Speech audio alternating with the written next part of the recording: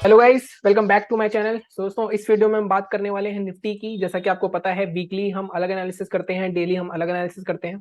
तो इस week Nifty कहाँ परफॉर्म कर सकता है, साथ साथ हम मंडे को इंट्राडे में किस तरह से ट्रेड कर सकते हैं। मार्केट काफी अच्छा लग रहा है, बहुत क्लोज है अपने ऑल टाइम हाई के, मतलब 700-800 पॉइंट ही बचे हैं। और जिस तरह का मूवमेंट निफ्टी दे रहा है आजकल, तो कोई बड़ी बात नहीं होगी अगर मैं अगले हफ्ते या कुछ 8-10 दिन में ऑल टाइम हाई देखने को मिल जाए। ऐसा मैं क्यों कह रहा हूँ?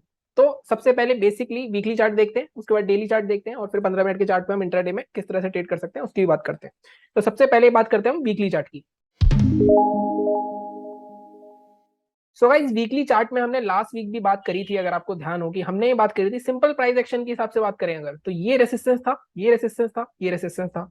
उसके बाद मार्केट ने यहाँ पे फिर से सेलर्स को ट्रैप करा, एक तरह से कह सकते हैं जिसने यहाँ पे शॉर्ट की पोजीशन बनाई होगी। मार्केट दोबारा से इसने मार्केट ने ट्रेंड लाइन का ब्रेकआउट दे दिया है। तो कहीं ना कहीं मार्केट बुलिश लग रहा है दोबारा से। अगर मैं ग्लोबल मार्केट्स की बात करूं, अब 17,870 के आसपास एसजीएक्स निफ्टी है, अगर आप यहाँ पे देखो, अगर मैं आपको यहाँ पे दिखाऊं। और डाउ जोन्स भी 300-350 पॉइंट ऊपर ही है। तो कहीं ना कहीं ग्लोबल मार्केट भी ऊपर है। तो हमारे यहाँ क्या पता चल रहा है हमें कि मार्केट ने यहाँ पे नीचे से रैली आई, मार्केट ने इसको यहाँ पे एक रेसिस्टेंस दिखाया, सेलर्स को एक्टिवेट करा, उसके बाद मार्केट ने फिर से एक ब्रेकआउट दे दिया है। तो कहीं ना कहीं सेलर्स यहाँ पे ट्रैप हो चुके हैं, और ये जब निकलेगा तो यहाँ पे लोगों के स्टॉप लॉस ट्रिगर होंगे सेलर्स के। तो मार्केट एटलीस्ट 18,300 या 18,400-500 जा सकता है इस हफ्ते। तो इस बेस पर हमें पोजीशन बनानी होगी अपनी, अपना पोजीशन का लेवल सोचना होगा कि किस तरह से हमें पोजीशन बनानी है।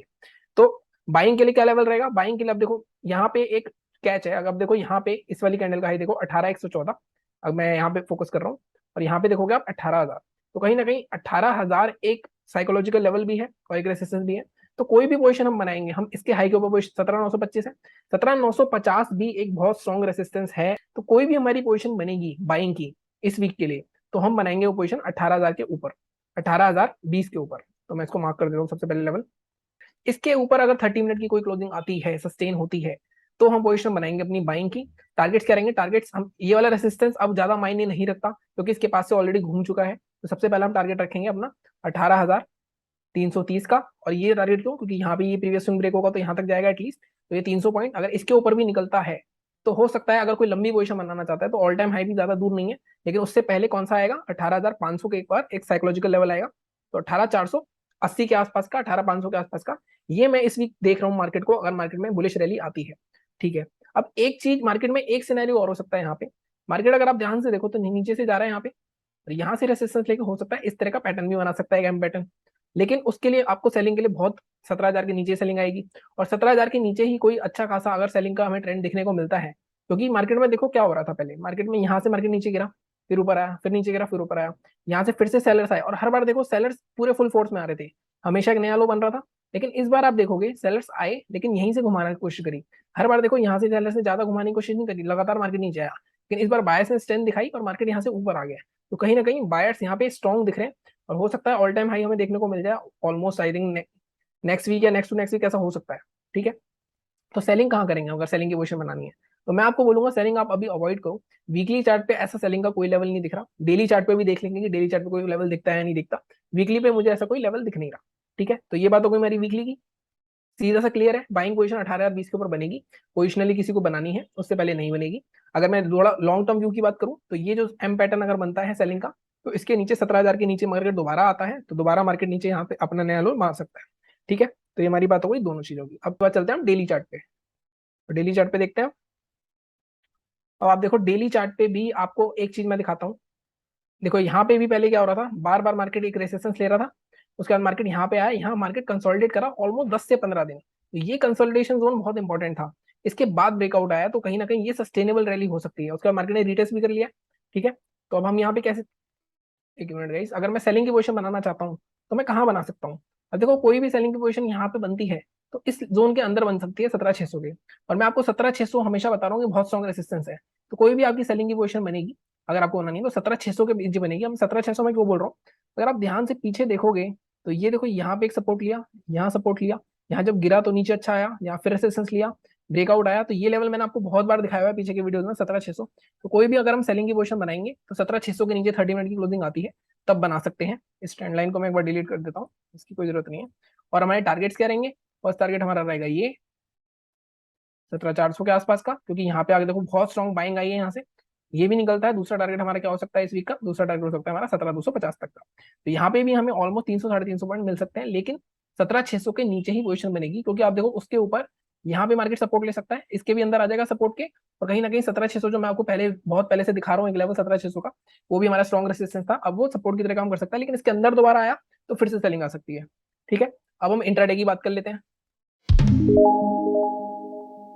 सो गाइस, अब मैंने लगा लिया 15 मिनट का चार्ट। जैसा कि आपको पता है इंट्राडे में मैं हमेशा 15 मिनट के चार्ट पे एनालिसिस करता हूँ, और मैं आपको ये भी बोलता हूँ कि निफ्टी में अगर आपको ऑन एन एवरेज 50 पॉइंट मिल रहे हैं तो मोर देन सफिशिएंट है। बैंक निफ्टी में अगर आपको ऑन एन एवरेज 150 पॉइंट या 125 पॉइंट के आसपास मिल रहे हैं डेली, तो आपके लिए बहुत ज्यादा है अगर आप वॉल्यूम अच्छा ट्रेड करते हो। अब इसमें देखते हैं हम कि क्या हुआ। पहले फ्राइडे सेशन की बात करते हैं। फ्राइडे सेशन में मार्केट गैप अप ओपन हुआ, मार्केट ने ये रेंज बनाई, उसके बाद मार्केट ने ब्रेकडाउन दिया, उसके बाद मार्केट फिर से एक रेंज में क्लोज हो गया कहीं ना कहीं। तो हमारे लिए इंपॉर्टेंट ये होगा, अब मार्केट में ये हुआ क्यों, ये इसको कहते हैं प्रॉफिट बुकिंग। अगर आप देखो मार्केट यहाँ से काफी अच्छी खासी रैली करता हुआ आ रहा था नीचे से, उसके बाद मार्केट में थोड़ा तो प्रॉफिट बुकिंग होगा। हर हर दिन देखो मार्केट गैप ओपन हो रहा था, लेकिन इस बार गैप अप ओपन हुआ और गैप फिल भी हो गया हमारा। तो हम आगे किस तरह से ट्रेड कर सकते हैं, जैसा कि मैंने आपको कहा, अगर मैं ये वाली रेंज मार्क कर लेता हूँ, तो ये एक हमारी रेंज बन गई। ठीक है, इस रेंज के अंदर अगर मार्केट ओपन होता है मंडे को, तो हम इसके ऊपर बाय करेंगे, इसके नीचे सेल करेंगे। अब सेलिंग का लेवल में थोड़ा एडजस्ट करूंगा, बाइंग का लेवल तो सिंपल सिंपल है कि हम इसके ऊपर बाय कर सकते हैं। ये कौन सा लेवल है हमारा, 17,868, इसके ऊपर बाय करेंगे। टारगेट्स हम रखेंगे हमारे फ्राइडे के हाई के लिए 17,927 तक। ये हमारा पहला टारगेट हो गया। इसके ऊपर निकल गया तो मैंने कहा 17,950 तक के मैक्सिमम टारगेट रख सकते हो। 950 बहुत स्ट्रॉन्ग रेसिस्टेंस है, तो मैं देख रहा हूँ कि 950 से मार्केट फिर से घूम सकता है। अगर फिर भी 18,000 तो साइकोलॉजिकल लेवल है ही, तो 17,868 के ऊपर आप बाय करोगे, 17,927, 950 तक मैक्सिमम टारगेट के लिए।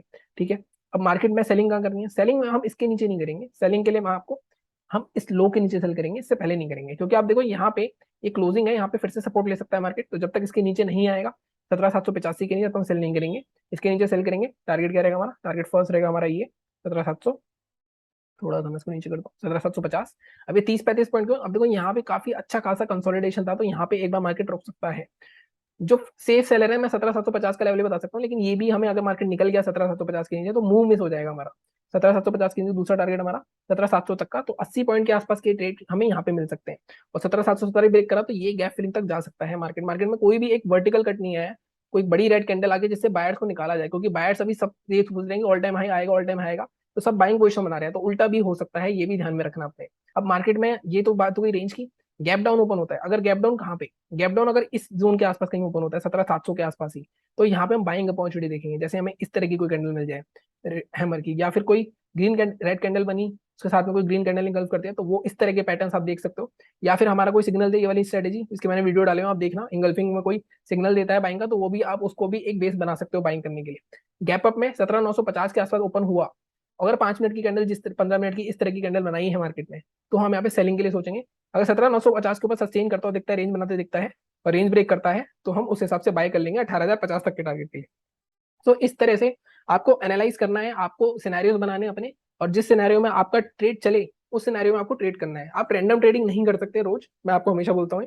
बाकी टेलीग्राम चैनल भी ज्वाइन कर सकते हो आप, वहाँ पे मैं अपनी अपडेट्स देता हूँ कि मैं किस तरह से ट्रेड कर रहा हूँ, या मैं कौन से ट्रेड ले रहा हूँ। तो चैनल को इसी तरह सपोर्ट करते रहो, सब्सक्राइब करो, शेयर करो दोस्तों के साथ, और लाइक भी कर दिया करो। बाकी मिलता हूँ मैं कल बैंक निफ्टी वाले वीडियो में। Thank you so much.